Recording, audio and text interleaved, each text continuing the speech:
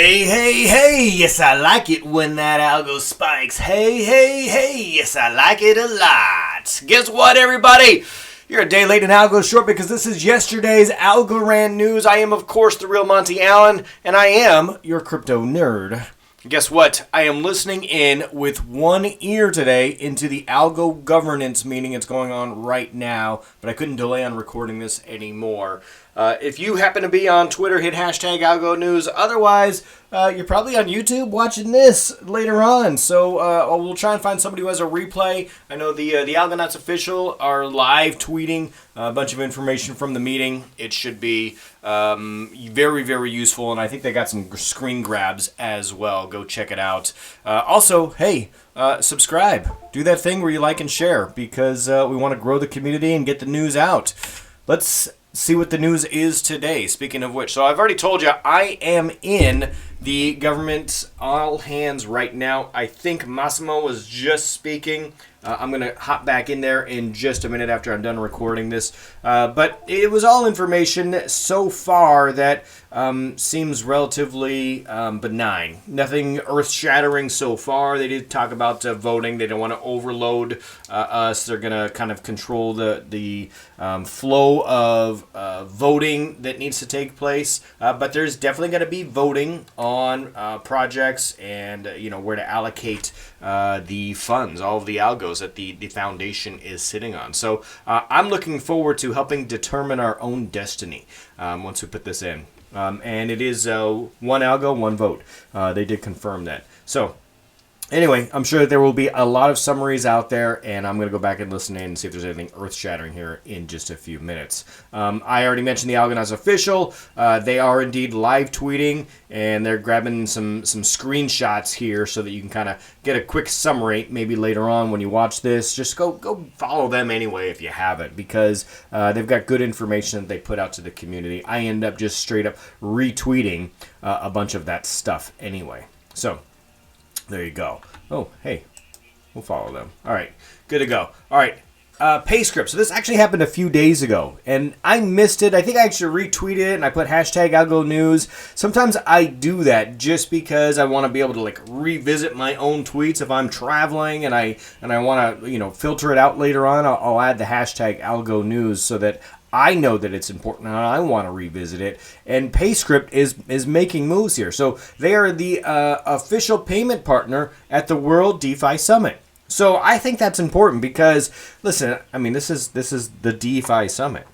Right? Like if you want to find some partners or some folks that could use your service and help you expand and help you go, parabolic, not just in price, but in service and in use case, I think this is their audience, right? So other vendors who are there, are suddenly exposed to Payscript and realize, okay, Algorand is doing some things. The DeFi world is going to get shaken up because they're not just talking to algo folks now. They're not just on the Algorand, family roundtable. They're talking to the DeFi summit. So across different blockchains, I think that's exciting to get the word out. And really, if you know, there's a bunch of folks who are already knee deep into their blockchain, and it's hard for them to pivot. I get it, but Payscript, makes it easier for new projects who haven't chosen, maybe those types of vendors yet. It's not just the providers there. It's the end users and how they want to integrate.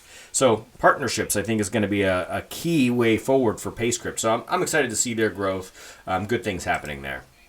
Speaking of growth, check out all the stuff happening with Latin America right now. This is just a list that ALGO family put together. Michael Jordan is a huge resource to the community.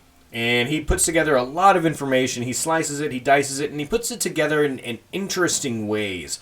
And is just a wealth of information. Anyway, this is just a short list of all the stuff that's happening in Latin America. So we got the El Salvador thing, of course, happening right now. We're going to talk about that in just a second. We got Panama. I didn't even realize that this was happening with the healthcare payment network. I mean, I did, but I didn't realize to the extent.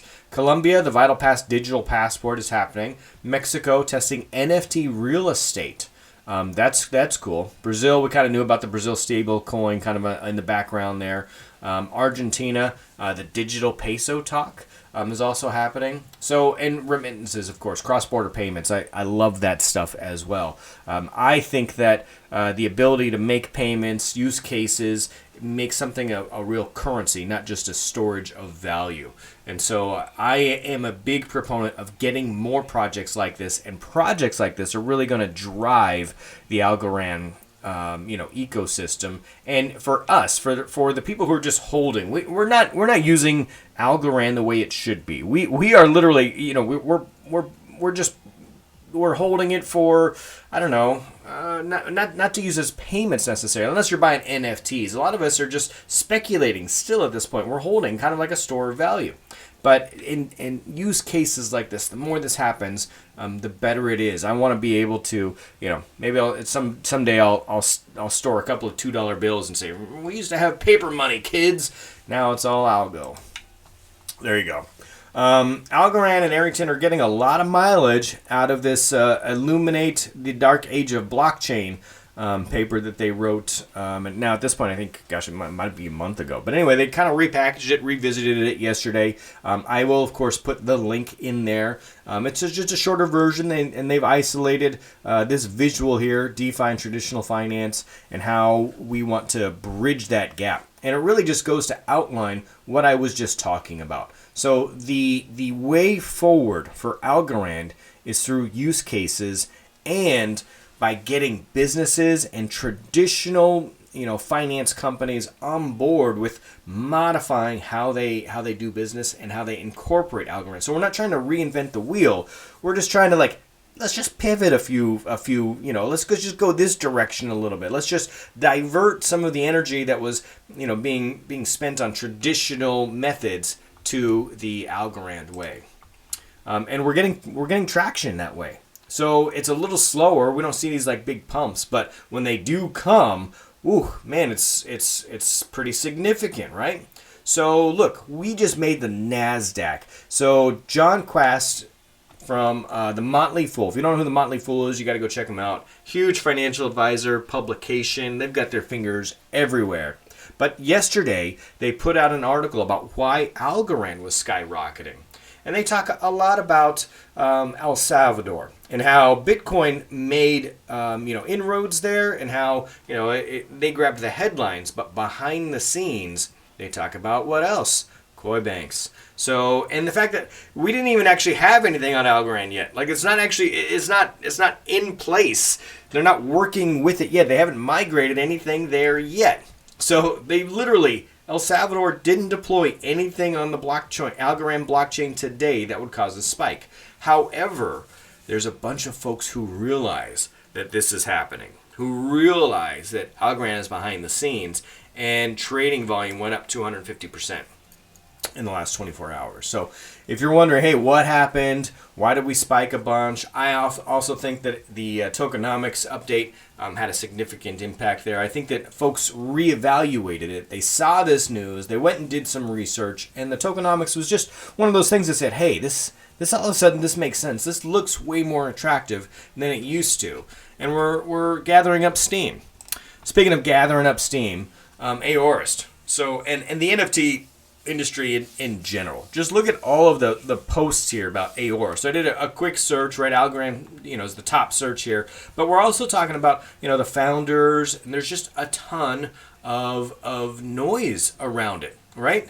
And so they're getting a lot of good coverage. Aorist is a strong. Look, it just got updated again. Look, we got some more information about Aorist. So it just updated the search. Go to the website. Go check it out. aorist.art. And it is beautiful. The artistry. This is what I'm really impressed by. The quality of the NFT artist has increased dramatically. Dahai's doing a great thing where they are. They've got limited access there, and not to derail or debunk the 8-bit artist that's out there. I think those are really cool as well, and there's definitely some artistry that goes into those yieldings. But the traditional artist wants to get into NFTs. I think the traditional artist is going to look at something like this and be drawn to it and say, okay, how do I get my art out to the people?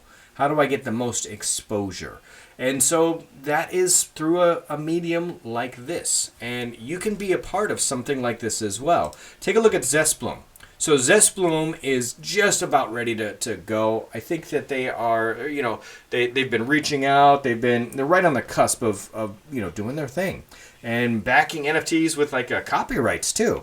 But I didn't realize this, but you can actually invest. So if you go to zestbloom.io, I'm going to call on all the Algo fam to go check this out because I know your bags are loaded. You've got some extra Algo in there. You may want to just liquidate just a couple $100, $250, $500. There is some cool investor perks that are available here as well. And I'm not shilling for Zestbloom because they're paying me or anything. So Zesty, I just love you guys. And I'm feeling zesty today. So I will call on all of the Algo fam to, just liquidate just a little bit. Just a little bit and go contribute to the Algo ecosystem. And you can own a little bit of Zestbloom. So what you're doing here, this is a safe agreement. So this is a future equity agreement, assuming the value of the company, which reaches $5 million. So I'm not a financial advisor, but I'm going to go ahead and do this. And so I encourage you to go take a look at it and make your own decisions.